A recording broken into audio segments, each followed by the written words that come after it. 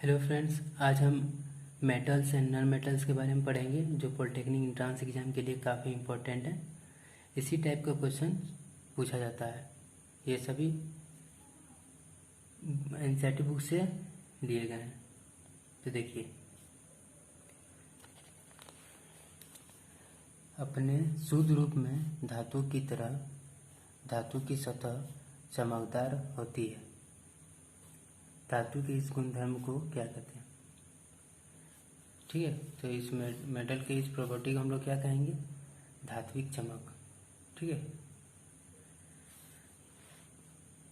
अब देखिए, निम्नलिखित में से कौन सबसे अच्छा आघातवर्धक है? ठीक है, मेलेबिलिटी। तो वो क्या है? सोना। सबसे ज़्यादा सोना है। ठीक है, देखिए देखिए इसी टाइप का क्वेश्चन पूछा जाता है हर बार। ये सभी एनसीईआरटी से लिए गए हैं। ठीक है, अब देख भी सकते हैं 2019, 18, 17 ये सभी पॉलिटेक्निक एंट्रेंस एग्जाम का क्वेश्चन को प्रीवियस ईयर का इसी टाइप का पूछा जाता है। और सबसे पहले आप यदि पॉलिटेक्निक एंट्रेंस एग्जाम की तैयारी कर रहे हैं या और किसी भी एग्जाम की तैयारी कर रहे हैं, सबसे पहले आप देखिए कि वो पिछला साल क्या पूछा गया, किस टाइप का, उसका पैटर्न देखिए। तो देखिए, तो हम लोग अब देखेंगे इसमें। देखिए तीसरा नंबर, देखिए निम्नलिखित में से किसको तन्यता सबसे अधिक है? तो ये क्या है? सोना। ये भी सोना ही होगा। देखिए, 1 ग्राम सोने से 2 किलोमीटर लंबा तार बनाया जा सकता है। यह धातु के किस गुण के कारण संभव है? तो यह है तन्यता। इसको बोलते हैं इंग्लिश में डक्टिलिटी।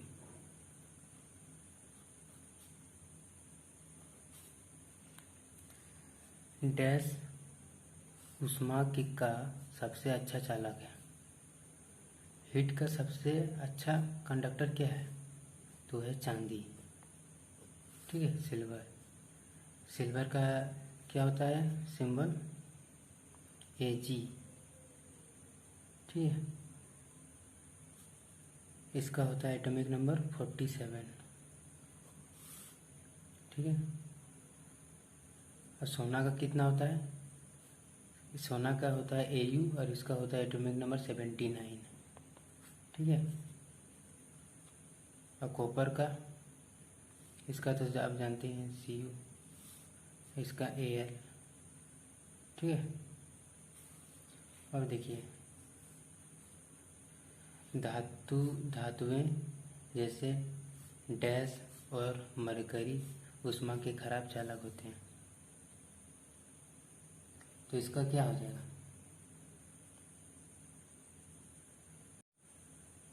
देखिए, तो इसका एग्जाम्पल क्या है? निकेल, इसका सिंबल होता है Na। तांबा, इसका होता है कॉपर यानी Cu। लेड Pb और टीन का Sn। तो देखिए, धातुएं जैसे डैश और मरकरी ऊष्मा के खराब चालक होते हैं। तो क्या हो जाएगा? लेड। तो देखिए, लेड Pb, इसका एटॉमिक नंबर कितना होता है? 82। ठीक है, और मरकरी Hg, ये दोनों ऊष्मा के खराब चालक होते हैं। ठीक है, इसका लीड हो जाएगा। देखिए, डैश वह एकमात्र धातु है जो द्रव है। तो ये क्या है? ब्रोमीन। ठीक है, ये सभी इम्पोर्टेंट हैं, आप इन्हें जरूर ध्यान दीजिएगा। देखिए, धातुओं का गलनांक सामान्यतः डैश होती है। तो क्या होता है? उच्च। निम्नलिखित में से किस धातु का गलनांक सबसे कम है? तो देखिए, गैलियम है, सोडियम है, सीजियम है, लोहा है। ठीक है, सबसे कम गलनांक क्या है? तो सीजियम और गैलियम। ठीक है, तो ये क्या है?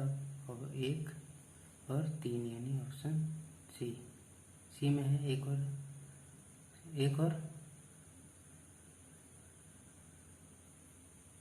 और 3 ना, सबसे कम है बोला है, तो ये हो जाएगा 1 और 3। इसको हटा दें। ठीक है,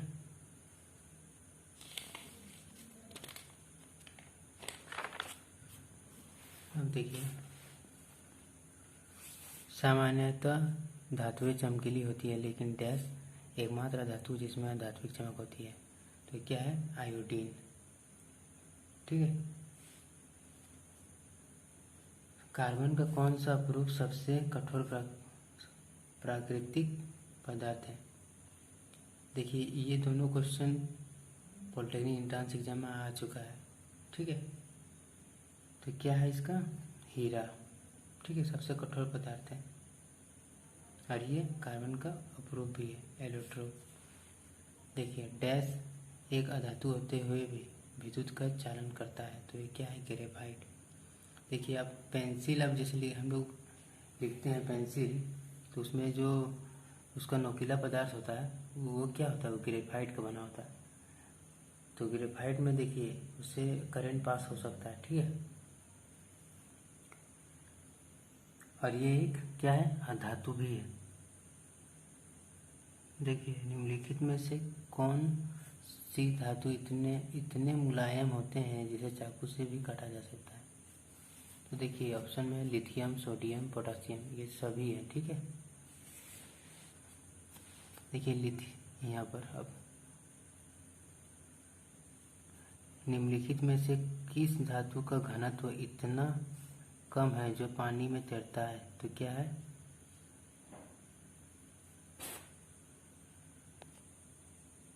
तो लिथियम, सोडियम, पोटेशियम, इसमें भी होगा सभी। निम्नलिखित में से किस धातु का गलनांक धातुओं में सबसे उच्च है? दिया है प्लेटिनम, टंगस्टन और लोहा, एल्युमिनियम।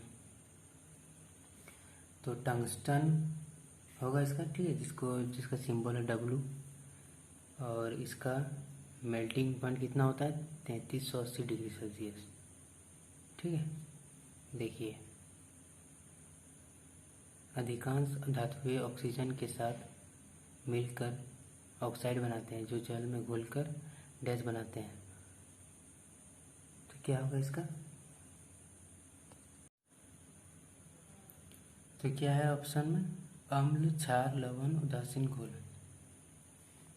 तो अधातु के ऑक्साइड अम्लीय होते हैं, तो ये जल में घुलकर क्या बनाएंगे? अम्लीय, एसिडिक। ठीक है।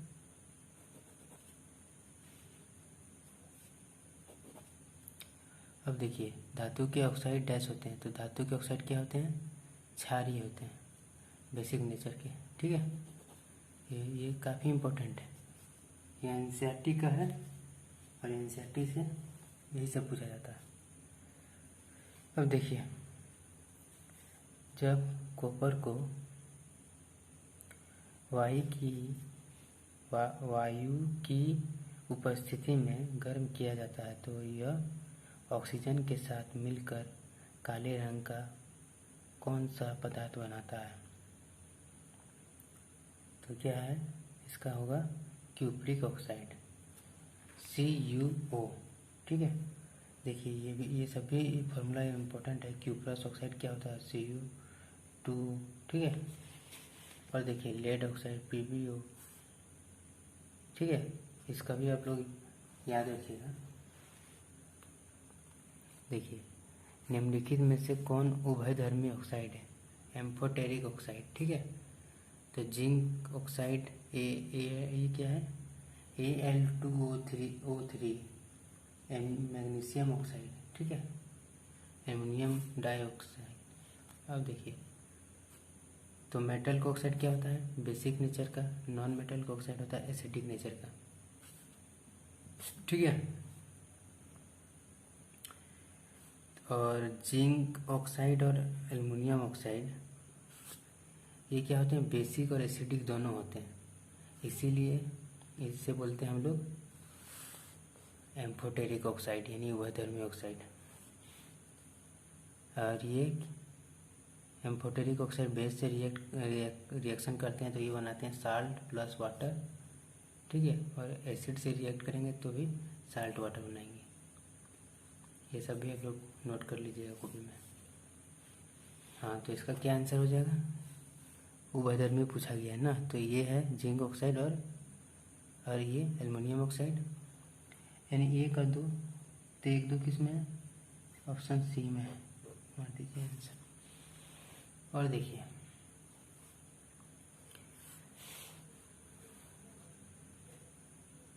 धातु के उस ऑक्साइड को क्या कहा जाता है जो अम्ल और क्षार दोनों से अभिक्रिया करने की क्षमता रखता है।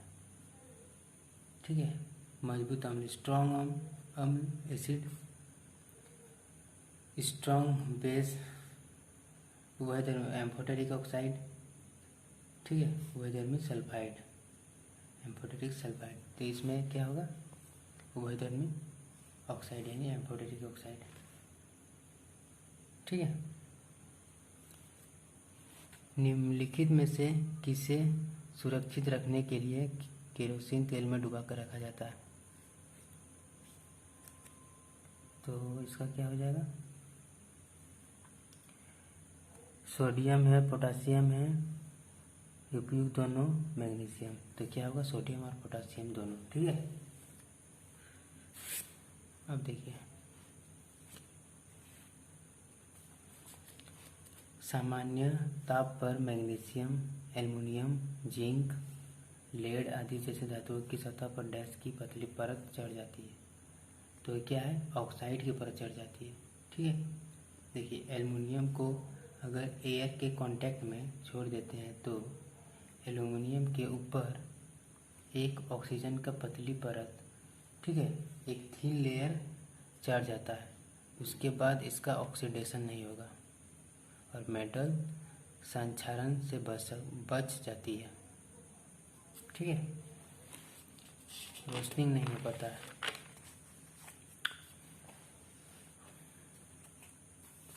देखिए डैश अत्यंत अधिक ताप पर भी ऑक्सीजन के साथ अभिक्रिया नहीं करते हैं। तो ऑप्शन है लोहा, FeCu, Al, Na, Na, Au, Ag। ठीक है, तो इसका क्या हो जाएगा, सोना चांदी। ठीक है, एल्युमिनियम पर मोटी ऑक्साइड की परत बनने की प्रक्रिया को क्या कहते हैं जो इसे संक्षारण से बचाती है। देखिए ये 2018 पॉलिटेक्निक एंट्रेंस एग्जाम में पूछा गया था। ठीक है, तो इसका हो जाएगा एनोडीकरण। ठीक है,